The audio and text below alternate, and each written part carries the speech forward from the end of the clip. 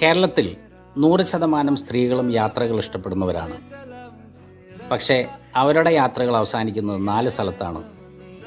ഒന്ന് textile shop, അല്ലെങ്കിൽ ഏതെങ്കിലും ഒരു ഷോപ്പിംഗ് മോൾ, അതല്ലെങ്കിൽ ജുവല്ലറി ഷോപ്പ്, അതുമല്ലെങ്കിൽ ഒരു റെസ്റ്റോറൻറ്റ്. പക്ഷേ കഴിഞ്ഞ 2-3 വർഷങ്ങളായി അതിന് വലിയൊരു മനോഹരമായൊരു മാറ്റം വന്നിട്ടുണ്ട്. അവർ ഒറ്റയ്ക്കും ഗ്രൂപ്പായും പ്രകൃതിയിലേക്ക് ഇറങ്ങിത്തുടങ്ങി.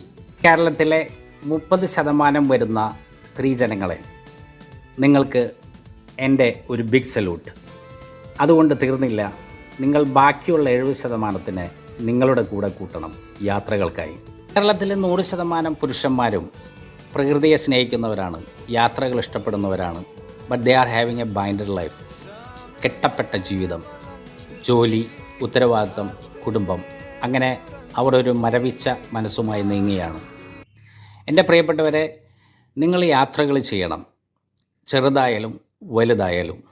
ഈ യാത്ര ചെയ്യാതെ വീട്ടിലിരിക്കുമ്പോൾ, അല്ലെങ്കിൽ യാത്ര ചെയ്യുമ്പോൾ നിങ്ങൾക്കുണ്ടാകുന്ന ദോഷങ്ങളും ഗുണങ്ങളും അതിലൂടെ ഞാനൊന്ന് സഞ്ചരിക്കുകയാണ്. കാത്തിരുന്ന് കാണുക. Follow me, Santhosh Alappad.